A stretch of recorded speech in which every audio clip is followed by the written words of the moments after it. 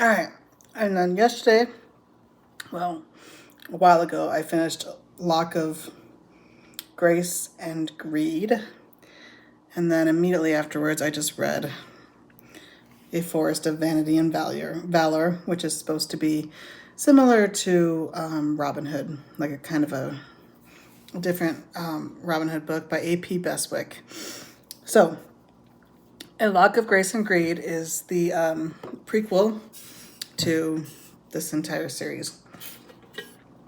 And it follows a girl who is in her uncle's warband, getting ready to take on the king's soldiers who are coming to try and get them to come under their rule. They decide they don't want that. So when the king's warband comes to take them out, they massacre all of them. She makes a deal with the gods that says,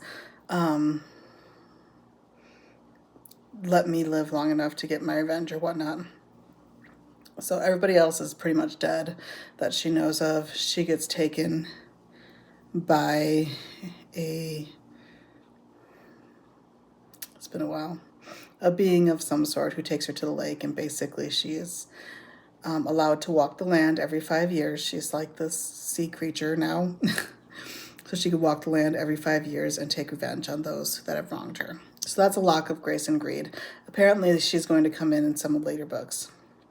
She might be slightly mentioned in A Forest of Vanity and Valor, but not where I could pick up with it. A Forest of Vanity and Valor starts off with Virio, Deck, and what is her name?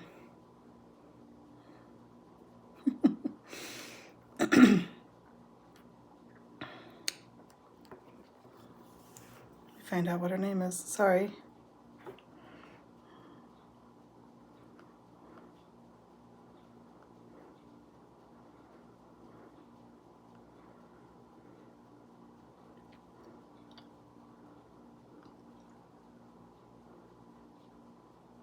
Gillum. Okay, her name is Gillum.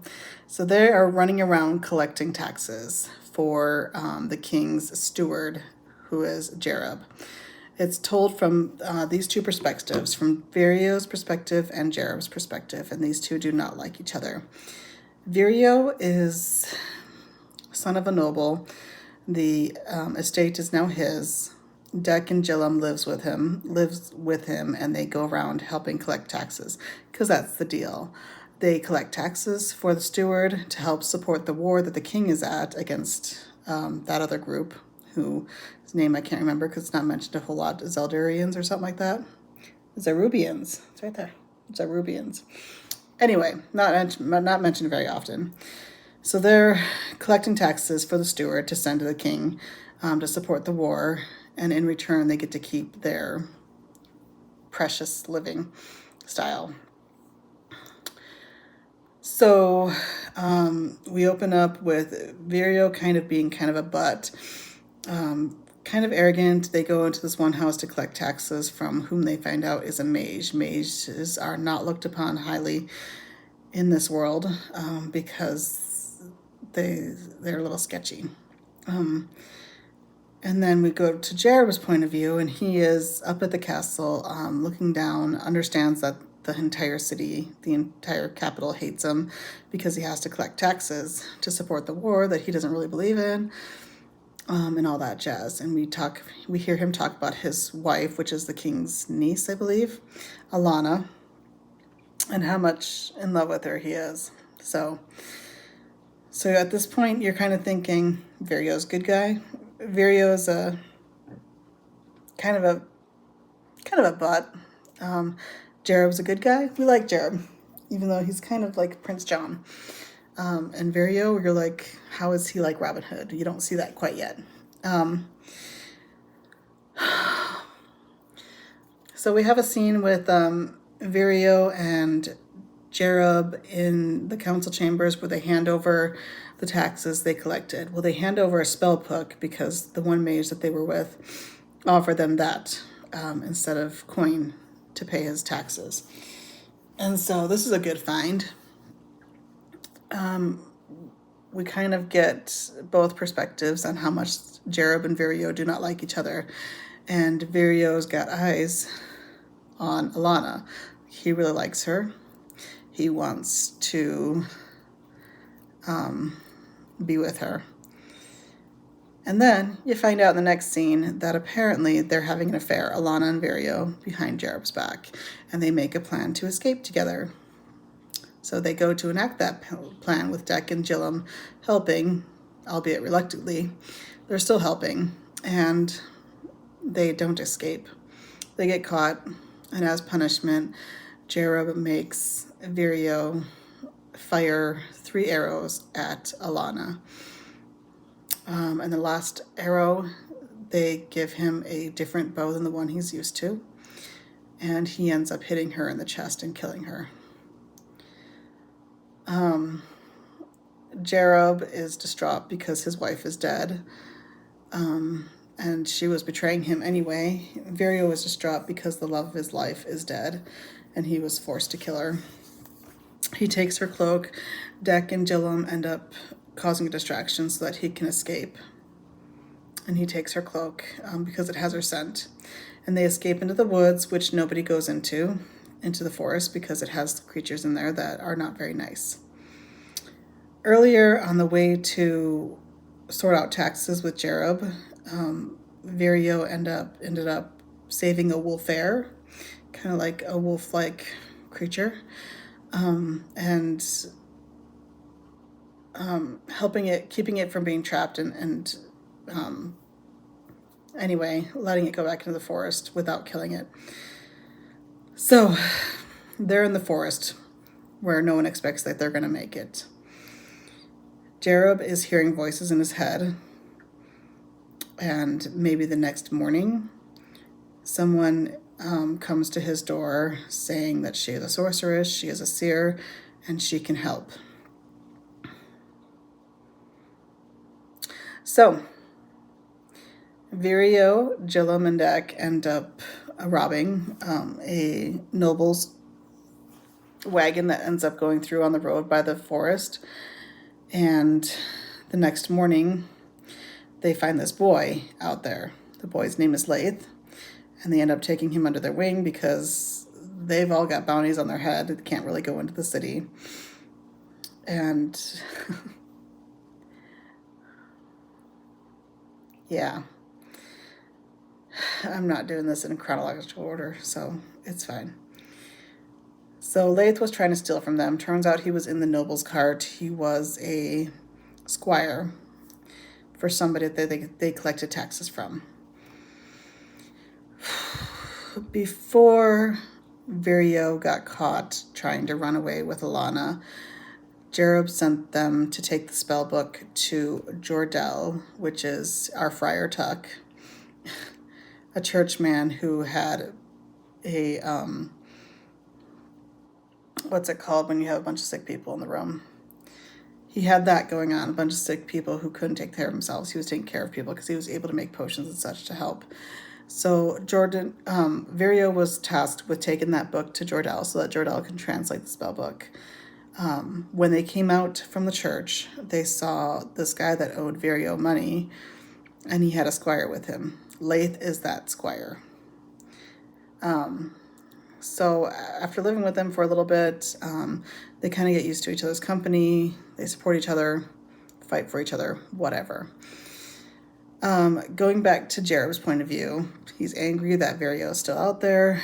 Morgana, who is the sorceress who came to him, has been having him send people down to the dungeon so that she could work with them and practice her craft on them when they can't pay their taxes. So they get whipped, first off, and then they get sent to the dungeon where she is learning and perfecting how to transfer wounds from one person to another person in an effort to help out in the war. Because Jerob finds out that the king is asking for more money to support the war, and mages to send to the war front because the enemy, the Zerubians, are apparently using mages to destroy the king's army. So we find out that she's doing that kind of experiment with people. Jor-El is working on translating the book. He comes down, he sees what the steward is doing, and what Morgana's doing. And he turns around and basically goes to escape because he warned Jareb about Morgana the whole time, saying she was involved with dark magic and it was not a good deal. So he goes to escape with the spell book. Jareb wants the spell book, so they're after Jor-El. Which means when Leith ends up getting injured somehow. No? Lucky gets injured. Somebody gets injured. So Vario has Leith go and get Jor-El, or some salve from Jor-El. So they comes back with Jor-El and they tell Vario what had happened. Jor-El and Vario we're not on good terms, but now we're acquaintances at the very least, if not allies. Now we're allies. I'm butchering this, but it's fine. So they talk about needing to sustain themselves in this forest because it turns out that the wolf heirs, after Vario saved the one, it's the leader of the pack, and he is basically protecting them from any of the bad creatures in the forest. So they're like, well, maybe this will work because let's use the coin that we have and help out the people that are being taxed literally to death by Jareb, who is going slightly crazy. I think it's from Morgana, but we don't know yet.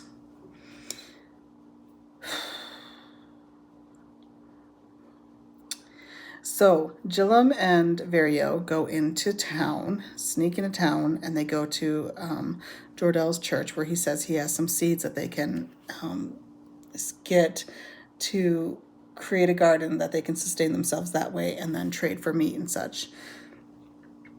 And when they get to the church, they find out that the infirmary that Jor-El had is packed with people that are dead, and the stench is horrible. Because the guards, when they came back to get Jor-El, basically closed up the church and won't let anybody leave, just allowed them all to die in there and not do anything with them.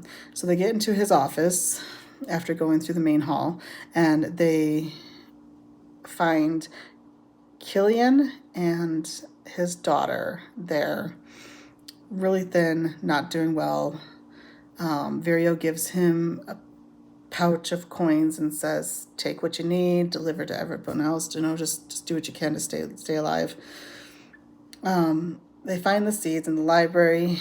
They end up getting caught on the way back because it's daylight, and Jareb comes running out because they're ringing the bells. Jillum and Vario had killed the 2 guards that were after them, and followed by 3 more by the time Jareb gets there. And so Jareb and Vario end up coming to blows.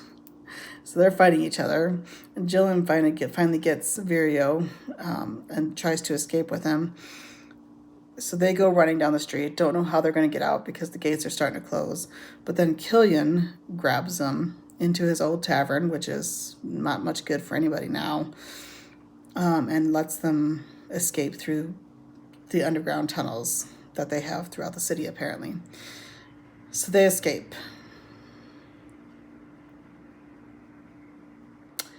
And amongst all this time, Vario and his buddies are, robbing from the rich and working out deals by sending Leith to go trade a coin for, whatever else they need, or to help the townspeople. So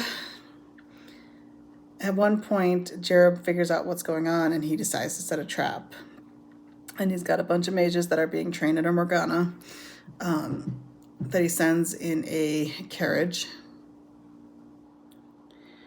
to that road that Vario has been robbing from, and they kind of fall into the trap.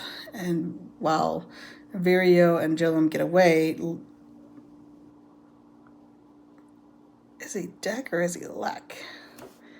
I think it's Deck. But Deck and Leith do not get away. They get taken to Jerob's thing.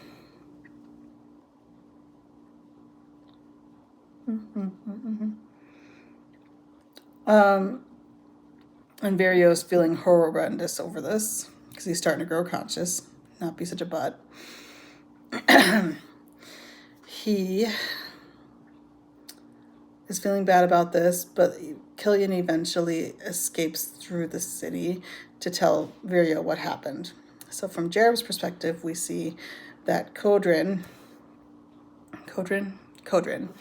the main guard, has captured Lek and Leith and brings them to Jerob, and Jerob decides that Leith will get 5 lashes and Lek or Deck will get 10 lashes. And the townspeople are angry that this boy is getting 5 lashes. And then they put him in the, what's it called, with the hands and the head are stuck in that thingy. Anyway, they put him in there. We don't hear about what happened to Lek or Deck. What is his name?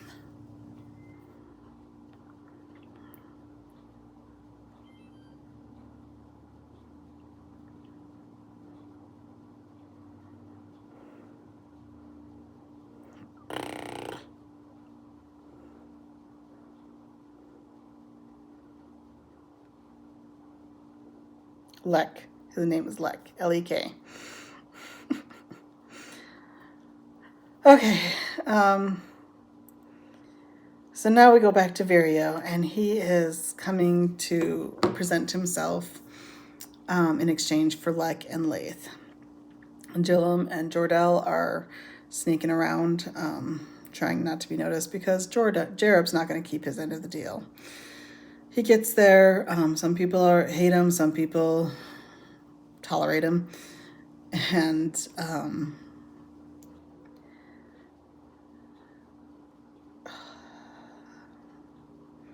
I finished it last night, but it wasn't.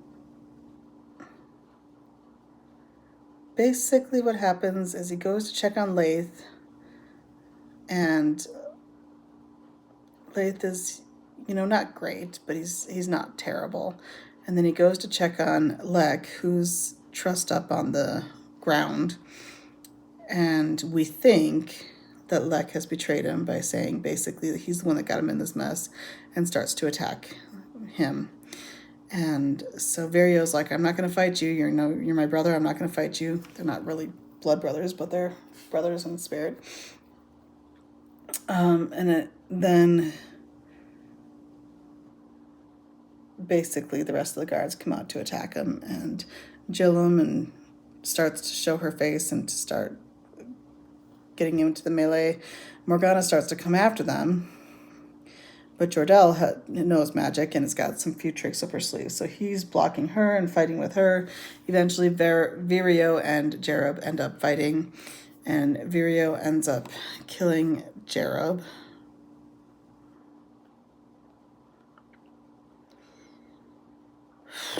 How?